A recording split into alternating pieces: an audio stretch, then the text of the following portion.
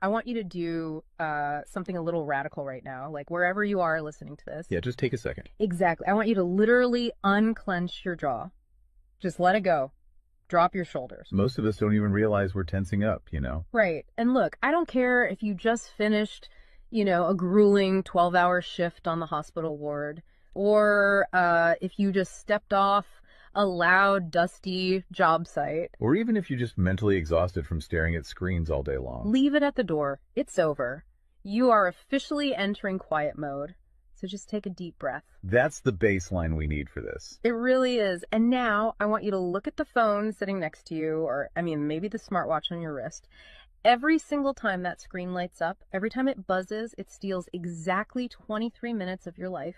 Welcome to the deep dive. It really is a staggering number to confront when you put it like that. 23 minutes Yeah. from one buzz. Yeah, because we tend to measure interruptions in like the seconds it takes to glance at a screen, right? Whoa! We completely ignore the massive cognitive debt we incur the moment we look away from our deep work. And that cognitive debt, that is exactly the central target of our mission today. Okay, let's unpack this.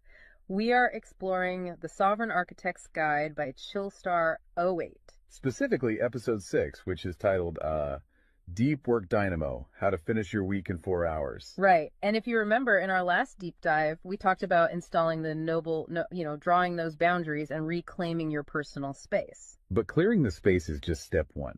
It actually reveals a much deeper, much more intimidating problem. Yeah, the void.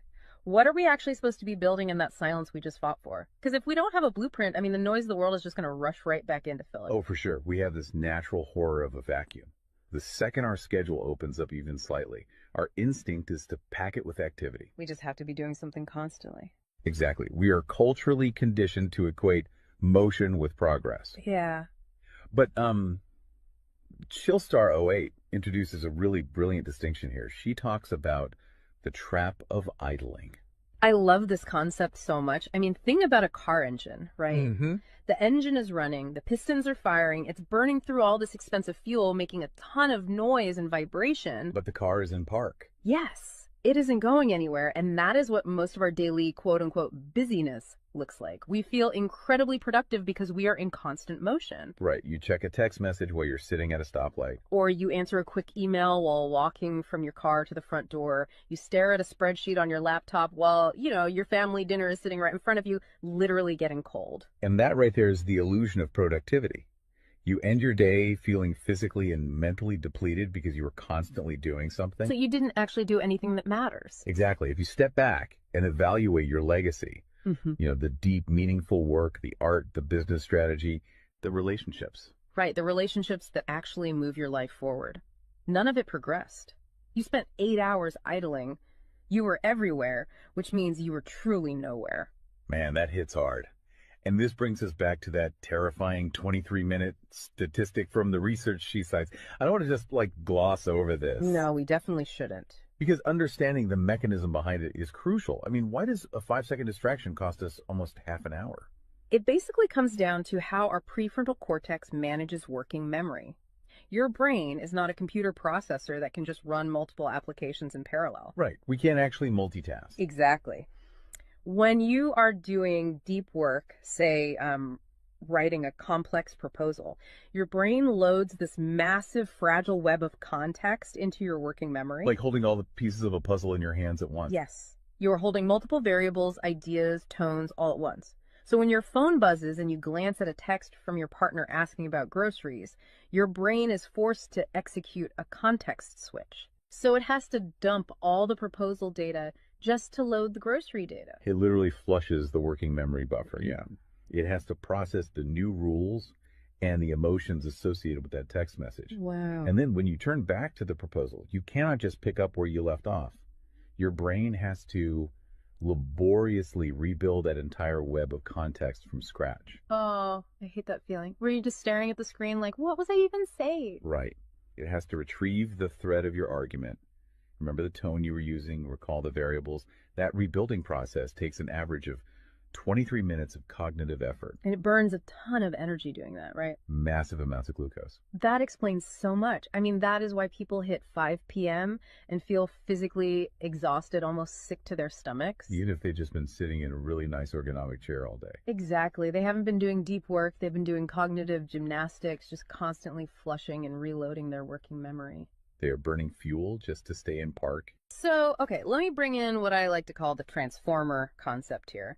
Because our focus is like an electrical grid. If you have, 50 browser tabs open, you are leaking energy as raw, unusable heat rather than concentrated light. That's a great way to look at it. So if we are all acting like our focus is this cheap renewable resource, how do we stop being what Chillstar '08 calls a subject to the pings of the world? I mean, how do we actually become the architect of our attention? Well, what's fascinating here is how she frames the philosophical shift we need. She says utility does not equal value. Oh, say that again. Utility does not equal value. Right. In the modern workforce, we have been completely conditioned to believe that being constantly available makes us valuable. Like if you answer a Slack message in 3 seconds, you're the hero. Exactly. You are praised as a good worker. Or if you jump on a Zoom call with like 5 minutes notice, you're a team player. But that is just utility. I mean, being highly available makes you a commodity. You're like a human router just passing information back and forth. And routers are easily replaced. True sovereignty, true value comes from being impactful. You simply cannot make a deep, lasting impact if your attention is constantly fractured by the agendas of other people. Yeah, when you operate like that human router, you are spending your finite, precious Mondays executing someone else's script. You're a subject to the pings of the world. Okay, so we know the biology of why this destroys our focus, and we understand the philosophical trap of, trying to be too available, but how do we actually fix the mechanics of our workday? We have to build the deep work dynamo. Right. So think of your attention like water pressure. If you poke 50 tiny holes in a garden hose, open browser tabs, email notifications, group chats. The water just trickles at the end. Exactly. You cannot wash a car with a trickle. You're just making the driveway wet. That's true. So the Dynamo Audit she lays out, it's about putting a high pressure nozzle on that hose. It narrows the opening to create a stream powerful enough to actually blast through the dirt. And the first step in that audit is auditing the physical environment itself. She calls it analyzing your signal-to-noise ratio. Okay, so visualize your workspace right now. She asks you to determine if it is a sanctuary or a transit hub. Let's be honest. Most of us are operating in transit hubs. A transit hub is a place of constant arrival and departure. People walking by, announcements over the loudspeaker, just a blur of motion. Yeah, and you can't build a legacy in a train station. But we need to push past the basic phones are distracting advice, right? Because our listeners already know that. Oh, absolutely. Chillstar '08's rule is much more brutal than that. She says if the phone is even sitting on your desk, even face down, it is acting as a parasite on your cognitive grid. A parasite, just by being in the room. The research supports this entirely, by the way. The mere presence of a smartphone in your visual field, even if it is completely powered off, measurably reduces your cognitive capacity. Because your brain is having to actively expend energy to ignore it, right? Exactly. It is running a background process that just keeps saying, don't check the phone, don't check the phone. That is energy being actively stolen from your primary task. So sovereignty literally begins the moment you physically remove the device from the room, put it in a drawer down the hall. Close the door. Make the physical environment quiet. But okay, let's say you've done that.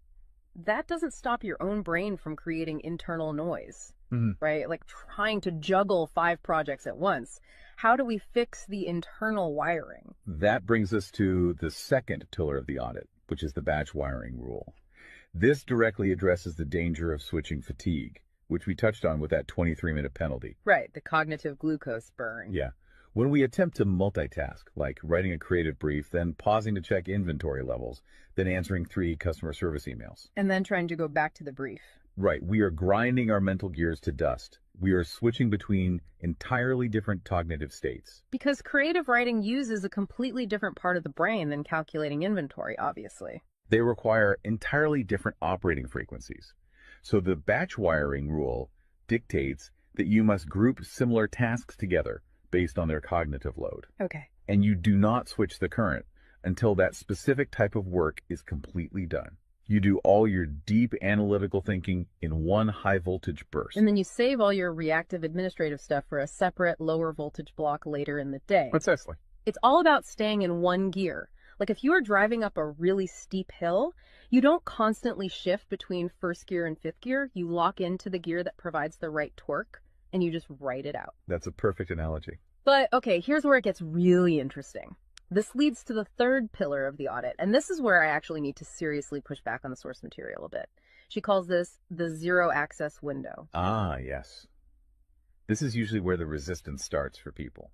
Because it sounds impossible for a normal person. She says you cannot just plan to be focused, right? You have to legally schedule it. You have to lock in one sovereign hour. Yeah, 1 hour where you are legally dead to the outside world. No boss, no family, no, hey, do you have a second for a quick question? Just you and the blueprint. It's extreme, yes. But let's do a reality check here. I mean, I see how that works for a solo digital entrepreneur or a freelance writer, but what about someone whose literal job description is to be available? Right, like an IT support specialist. Or a floor manager, or a nurse on a ward, or even, a parent at home with a toddler. How do they justify just vanishing?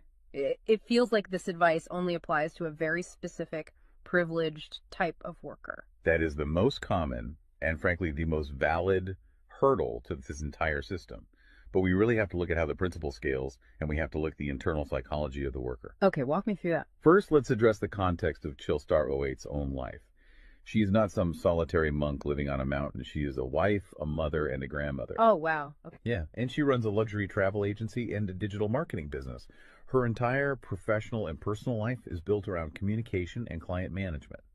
She probably receives hundreds of legitimate demands on her attention every single day. So she is really in the thick of it. She isn't just speaking from some ivory tower. Far from it. She implements the zero access window because of those demands, not in spite of them. Now, for the IT manager or the nurse, obviously, you cannot vanish while on active duty if your role is acute response. Right. You can't ignore a burning server or a patient monitor. Exactly. But the principle applies to the deep work surrounding the active duty. The scheduling, the charting, the strategic planning. Even in highly reactive jobs, there is legacy work that gets pushed to the margins. That makes sense. And the challenge isn't just logistical, it is deeply psychological. It's the internal guilt, isn't it? Yes, exactly. People feel like bad employees or bad parents or bad partners when they set a hard boundary. Yeah. We tie our entire self-worth to our responsiveness. We think, if I am not instantly available, I am failing them. Man, that is so true. We feel guilty for taking an hour to ourselves. But setting a zero access window is not about neglecting your family or your team. It is about condensing your high-level work into massive, high-impact bursts of energy so that you can actually be present later. Wow. Okay. Consider the alternative. If you don't carve out that absolute focus, you end up giving your family or your team partial fractured attention for 12 hours straight. Exactly. You are physically at the dinner table, but mentally you are drafting an email. Or you are sitting on the floor playing with your kid, but you're checking a Slack notification over their shoulder. You are trading constant low-quality availability for scheduled high-quality presence. It is entirely about communicating boundaries to protect the quality of the time you do give people. You tell your team, look, I am going offline for 60 minutes to finish this crucial report. If the servers literally catch fire, call this specific emergency number. Otherwise, I will address all questions at 11:00 a.m. Right. You aren't vanishing to hide.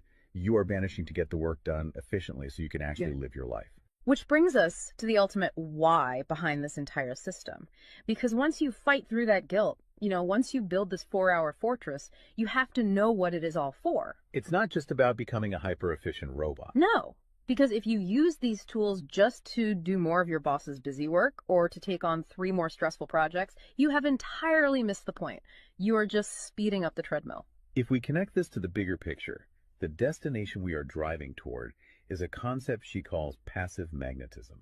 Okay, break down passive magnetism for us, because it sounds a bit abstract. Think of it as the gravity your work generates when it is undeniably good. Most people operate with active desperation. They are loudly networking, constantly posting, aggressively chasing clients or promotions. Just relying on sheer volume to get noticed. Right. Passive magnetism is the exact opposite. It is the ability to attract results, clients, wealth, legacy, or respect through the undeniable quality of your deep work. Because you actually took the time to build something substantial rather than just talking about building it. Yes, when you engage the deep work dynamo, you produce work so concentrated and so valuable that it acts as a magnet. You don't have to chase the market comes to you. And the ultimate prize of achieving that passive magnetism isn't just more work. The prize is time. Time is the ultimate currency. The dream of the sovereign architect is to finish an entire week's worth of business output in just 4 hours. You do this high voltage work often while the rest of the world is literally still hitting the snooze button. You free up the remaining hours so you can go be a traveler, so you can be a creator. So you can be a fully engaged grandparent like Chillstar 08. Exactly. She frames it beautifully in the source text. She says, we wire for silent so we can live in volume. Oh, I love that. We embrace the discipline of the quiet fortress so that our actual lives can be loud, vibrant, and fully experienced. We are finally taking control of the dial. But, making that shift from a frantic, reactive employee to a calm, sovereign creator requires a massive shift in identity. You have to tune your mind before you sit down to do the work. It is really difficult to just sit down at a desk and instantly command your brain to perform deep work, right? Especially if you've spent the last hour navigating traffic and listening to the news. You need a transition ritual to cross that threshold. And Chillstar 08 provides something for this transition called the Chillstar's Creed. It is designed to be a grounding frequency. It really centers you. Yeah, so I want you, the listener, to use this. I want you to imagine a slow, steady heartbeat in the background. Just a deep, resonant 528 hertz frequency. Just let the frequency of these words settle into your mind before you initiate your deep work. Ready? Take it in. I am grounded in peace. I am reaching for my stars. My light is my own. I am a star and I will shine bright. I will reach for the sky. I release what was. I embrace what is becoming. Using a creed like that is just such a powerful behavioral trigger. It really shifts your state. When you speak those words, even just internally, you are consciously reminding yourself that your light, your focus, your energy is your own. It does not belong to your inbox. This does not belong to the algorithm. Right. You are releasing the frantic energy of the morning and embracing the sovereign focus of the architect. So we always want to translate this high-level theory into ground-level reality for you. We don't want you to just listen to this and go right back to idling. Definitely not. Here's your 1% install. This is your micro-win to take action on this deep dive immediately. Tomorrow morning, before the world starts demanding your attention, before you check a single news site or open your email, I want you to set a timer for exactly 60 minutes. Put your phone in another room entirely. Yes, physical distance. Do not open any extra browser tabs. Pick one legacy task, just one, and flip the switch on your very first sovereign hour. And be prepared for it to feel incredibly uncomfortable at first. Your brain will crave the dopamine hit of a notification. Oh, you will feel an almost physical itch to check your messages. But if you can sit in that silence, if you can endure that initial friction, you will watch the dynamo start to spin. You will enter that flow state, and the old blueprints of hustling and grinding will be completely burned away. And look, if you want the actual templates to automate this piece, the specific tools and step-by-step guides to build the system out completely and protect your location-independent freedom, you can join the Sovereign Fortress on the Chillstar 08 school community. All the blueprints are there waiting for you. They really are. As we wrap up this deep dive, I want to leave you with one final thought to explore on your own. We have spent this entire session talking about the mechanics of work. We've talked about condensing your week's output into just 4 hours of pure, undistracted focus. But if you actually achieve that, you're going to be faced with a beautiful, kind of terrifying question. What's that? Who are you going to become in the remaining 164 hours of your week? What if your true legacy has absolutely nothing to do with what you produce while you are busy, but entirely to do with who you are when you are finally completely silent? Wow. Unclench that jaw. Drop those shoulders. Step into the quiet. Go be great and flip the switch. We'll see you on the next deep dive.